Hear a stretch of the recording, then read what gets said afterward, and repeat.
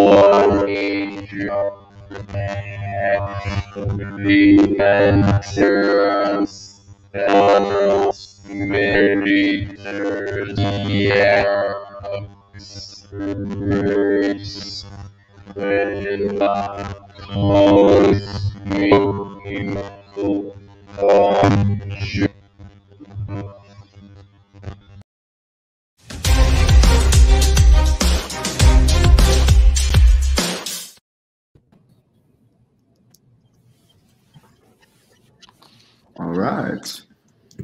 Thank you, everyone, for joining us. Thank you to our panelists, as well as everyone in the audience. My name is Keith.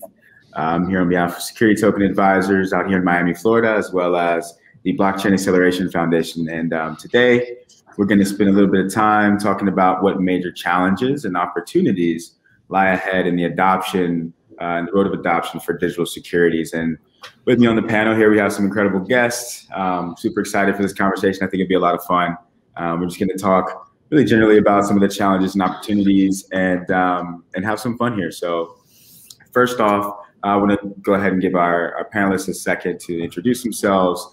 We have Michael Pinkus from Bitbond. We have Yael Tamar from SolidBlocks.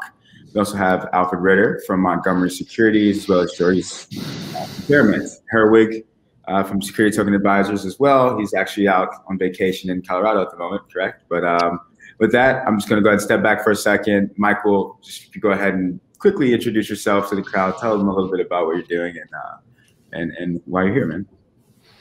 Thanks, Keith. It's great to be here with everyone. Really excited to be on the panel today. Michael Pinkus, CFO of Bitbond. Bitbond, we provide white-labeled technology blockchain solutions to banks and other financial intermediaries. In 2019, we issued ourselves the first regulated security token in the European market, and since then we've been involved with several other firsts. I'd be happy to share with you guys today. So, once again, thanks for having me here. Thanks for being here, Michael. Seriously, Yael, please go ahead and introduce yourself.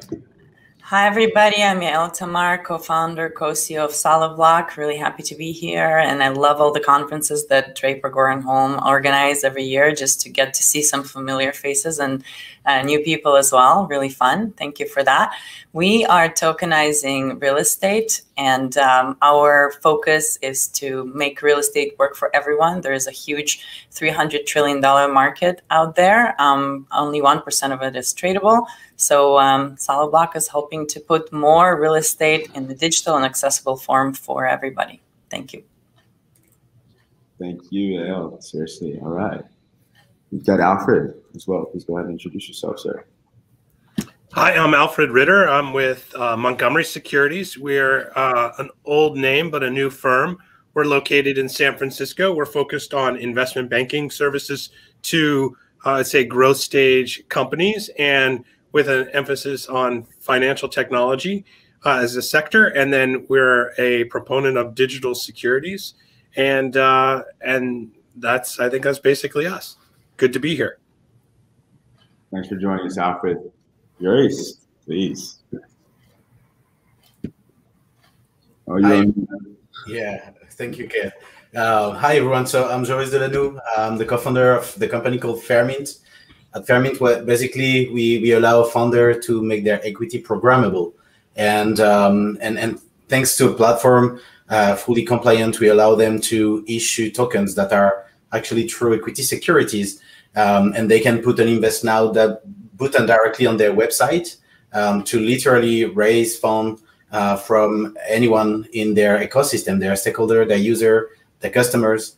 And we made the process so smooth that investing in private companies has never been so easy. It will be a pleasure to discuss with all those panelists today. Awesome, man. Yep. Thank you. And Herwig, please, man. How you doing?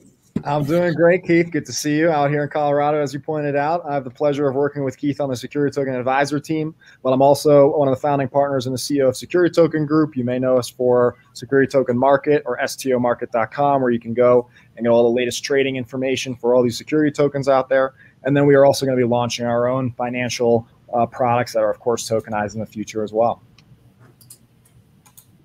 Awesome, man. Thank you. With that done, thank you for taking the time to introduce yourselves.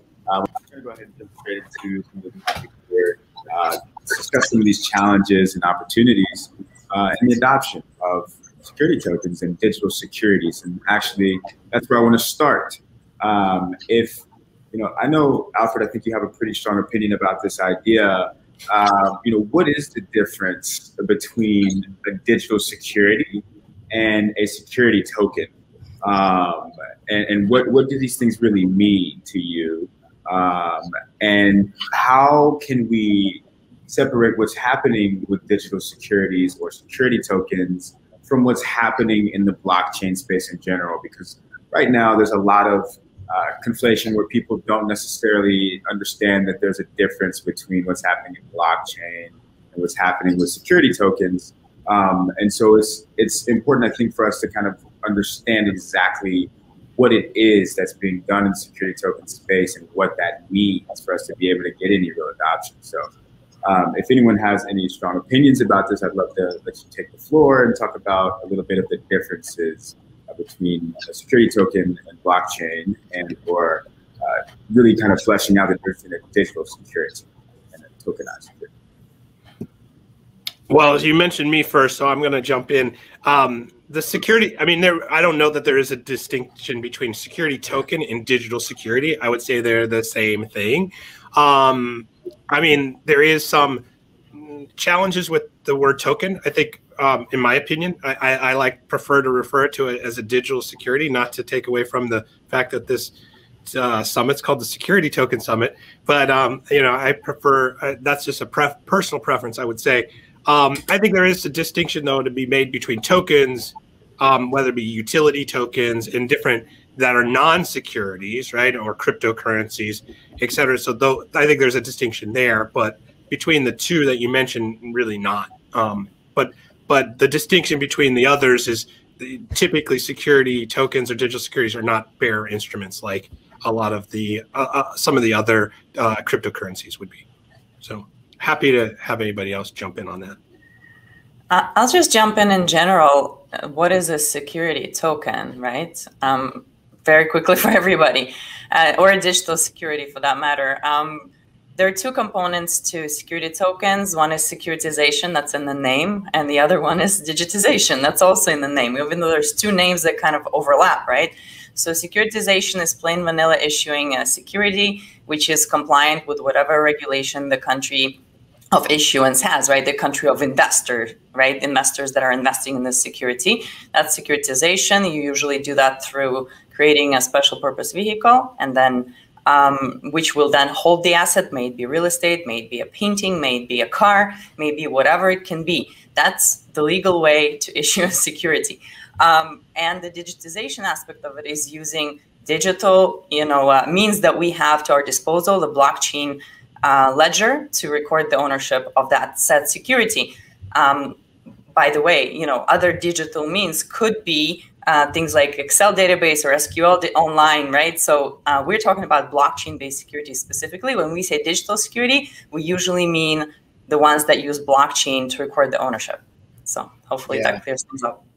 If I can add a word, like the panel is around the challenges with all that we are working on right now. And I like to explain to most of the people that I discuss with that basically the token is a technology when the security is the legal treatment of what they can hold. And when they start to feed things cut this way, it's a way also for them to easily understand. Like no one would say it's a cloud email because it uses a cloud type of email infrastructure. No, it's just an email. And I think that's what's coming right now.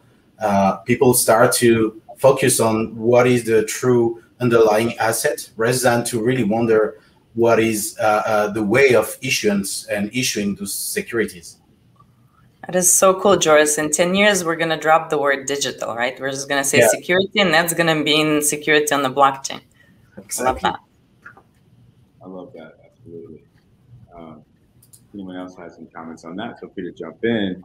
But if not, I think we can kind of smoothly transition here to talking about, it feels like sometimes the blockchain space and all of this tokenization is scaring off a lot of the institutions. At least in the past, it has been very difficult to get in the room with the big banks about what's happening in this space. And so, not only is it just the association with crypto, potentially that may be kind of holding the institution back, but also there's a few other problems in the security token space. For instance, we touch a bit on kind of technology and how there's the back end of blockchains and how they don't always talk to each other. And that's a really big problem if you've got Deutsche Bank building a blockchain stablecoin on this platform or security token on this platform, and then you've got this other bank doing it on another blockchain. So how do we address some of the issues with interoperability within the security token space, and how is that holding us back from seeing mainstream adoption? Yeah, if I could start off with that one, because that's our bread and butter. That's what we're doing all the time. We're speaking with the largest banks on the street. I personally have a background of over 20 years in financial services, and you have to know how banks operate. Every bank has an innovation team. Every bank is looking into blockchain that we speak to. Every bank is excited about the topic and ready to talk about what you're working on, what can you bring to the table. I think banks, and rightfully so, being regulated institutions, are doing their homework. They're doing extensive due diligences. And very often we're asked to be part of numerous pilot projects and different types of consultancy in analyzing what is the best approach for each bank, because each bank has a different focus. Each bank has different pain points. I think that's the first thing, is that we're seeing a lot of institutional acceptance from the banks that we're speaking with. We've been mandated by large and small banks, as well as other financial intermediaries. And secondly, your point on interoperability, I think when you speak to bankers and anyone at large financial institutions that has anything to do with the DLT space, they're basically saying the technology is there now. We feel comfortable with the technology. What's holding us up is the regulatory and legal hurdles that are in place and the uncertainty that's there. You have some countries that are moving much quicker than others. Even in the EU, where I'm working, you have countries that are on the forefront, like Germany, Luxembourg, and France, and you have other countries that are still trying to figure out what their approach is going to be. And I think if I can just touch on the interoperability point, I think that's the other big challenge. And one of the ways to solve that is addressing the custody issue.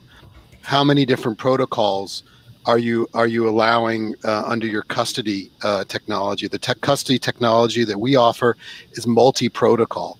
And then the tokenization module that we offer to banks also allows them, they basically have a drop-down menu. It can decide, today I'm issuing on Ethereum, tomorrow I'm issuing on Stellar.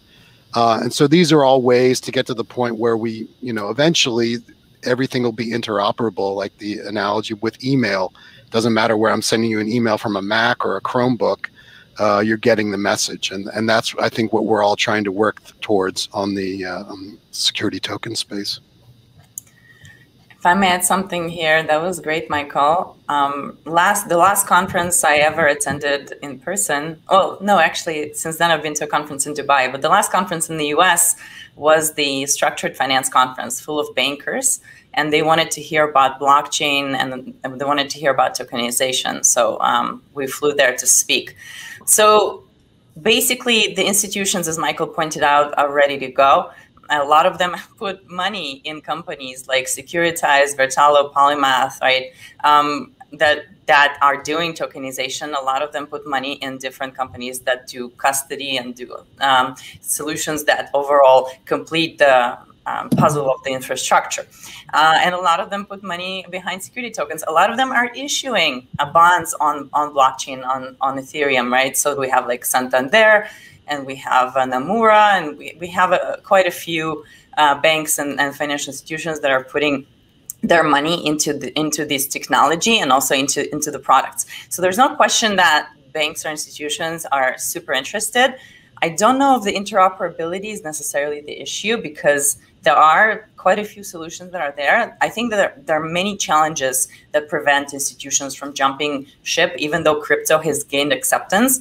But crypto, for example, has a lot of data tools, right? And also is gaining kind of this popularity among the traders, and there's lots of education, and people generally understand, investment bankers understand the concept of crypto. Security tokens is something else. Number one, there's very little data on, the different markets from which security tokens come from, especially real estate. There might be a lot of data kind of floating around on residential, but not on commercial, and just not on the level that institutions are used to. So there's not a lot of data. There's not a lot of education furthering this this market for them. So I think that institutions are definitely going to be the catalyst for the market, and collectively, we all should create some sort of a portal or resource book, data sets and things like that to kind of bring that industry to fruition. So that's what I would like to call on my fellow colleagues to do together with us. Absolutely. Cool. Thank you for that, Yael. Mm-hmm. I mean, I think institutional adoption, I mean, look at Bitcoin right now, right?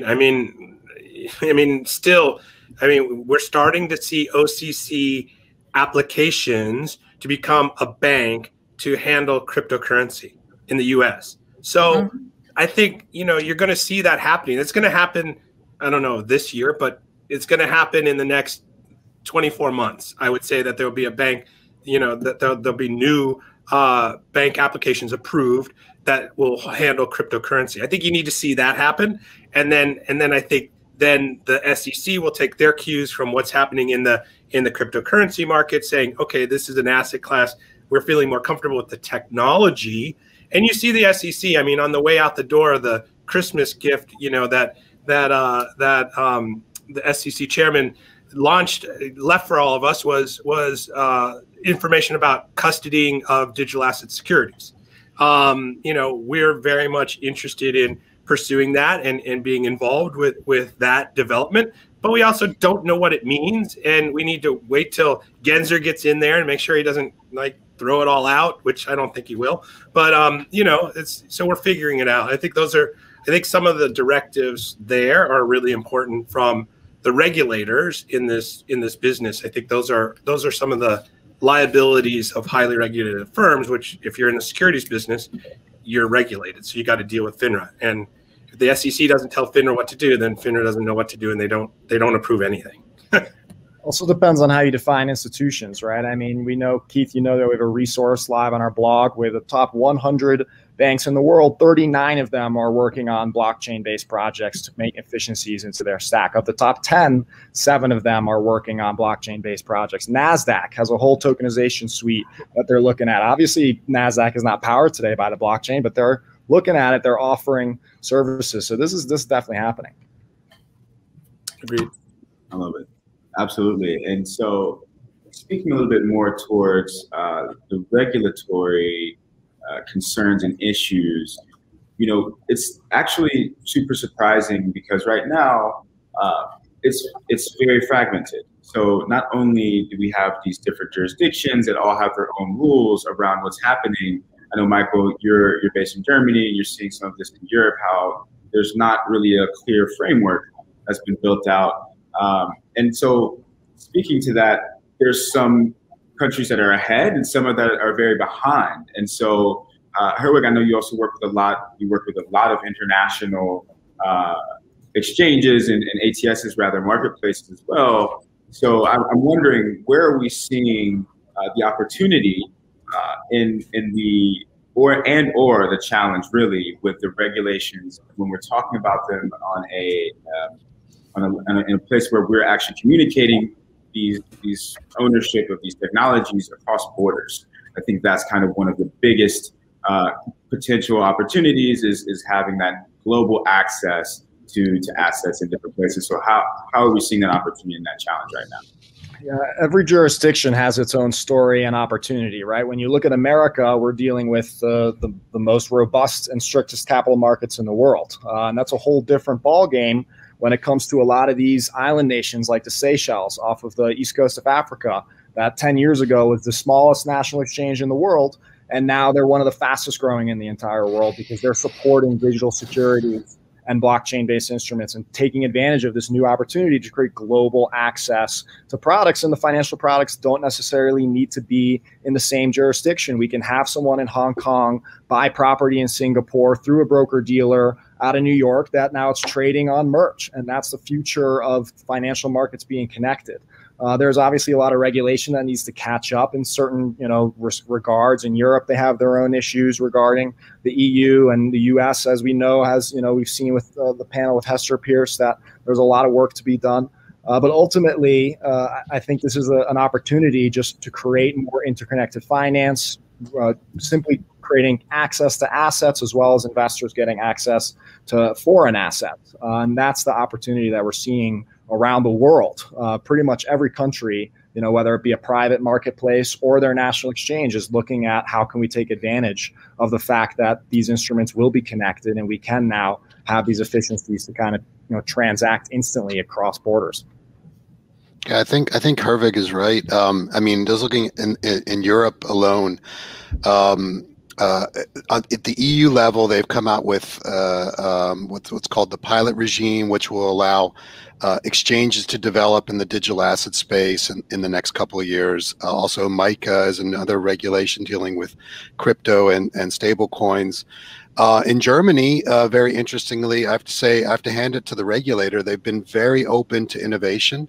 When they approved our first STO in 2019, they had gone through 130 applications before they approved the Bitbond application. That became the precedent of how you issue a security token on the German market, and passporting with the ability to passport through all the other European countries. And now the government in May will be putting in place a law which allows you to then issue bonds on chain without even having a central securities depository. That's much further ahead than most of the other jurisdictions in the EU. And I think also what's interesting in Germany, someone mentioned the topic of regulated digital asset custody. That's something that's come into effect last year in Germany, where if you hold digital assets, whether it's crypto or other digital assets for third parties, you need to be regulated. And I think that's the right approach. I mean, and if you're talking about security tokens, then you definitely need to be regulated if you're holding securities for third parties. So I think just because you're regulated and just because you need that custodian in place, I mean, we provide the technology to several different custodians. It's not going to hamper things. It's just going to create more stability and more trust in the system. And I think that's what we have to show people, is it's not the same as 2017, 2018. It's a different ball game now. One last thing I want to add to that is let's look at exchanges and the history of exchanges in general. They used to be very local, right? They used to actually be issued by local companies based in specific states even, and then were traded on stock exchanges within each state, right? Regulated by a state. So we're looking now at, for example, T0, that offers services to American and foreign citizens alike. There's certainly differences and challenges of regulation where in the United States, for example, if the security was issued under the Reg D 506C regulation or compliance, they would have to be on a lockup for a year, and internationally they will not. So that might put US investors at a disadvantage. So you know, and then there are global exchanges, right? They're exchanges that kind of cater to just anybody, any investor anywhere, and may even cater to retail investors anywhere. So that's very exciting, and that's also an opportunity for regulatory arbitrage, you know, trying to find ways to compliantly trade. And also that presents an opportunity because there's this globalization of trade. It doesn't mean anything. Like where you live only means, you know, two things: how you pay taxes and how you can invest. But, you know, the products are actually super global, and the trading tools are becoming super global. So what I think the next wave of solutions is going to be are kind of these global market makers, or solutions that connect investors with products on different exchanges. So you might have a product being for sale on, let's say, INX in the US, and an investor on Merge in the Seychelles, and then there will be a way to compliantly connect them. There are definitely some regulatory difficulties there, but I think with regulatory arbitrage and like some really creative people and who have understanding of compliance, we'll be able to overcome these challenges. Yeah, I mean, Yael, I mean, I totally echo those points. Regular securities trade on multiple exchanges already, right? I mean, you have something on the NASDAQ that's trading in Frankfurt and other places, right? It can be that there's a framework in which to figure that out. And I think there's some environments that are more aggressive related to setting, you know, getting more dollars to flow into their areas, like Singapore and Hong Kong, right? They're constantly battling to see who can get more money to flow into their territory versus somebody else. So I think you're going to see the creativity happening there, and then it will trickle up to the larger markets as well. So, all right. Thank you so much for that. We've had an amazing panel here. I appreciate you all for joining us. Right now, we're going to go ahead and wrap it up. If anyone has any last kind of comments, just want to get out, Joris, maybe. But if not, thank you all for being here. Seriously, it's been an amazing session. Thank you to Draper Goren Holm for putting this together. We've been discussing the challenges and opportunities in the adoption of digital securities. So thank you so much once again. This has been super fun. Thank you.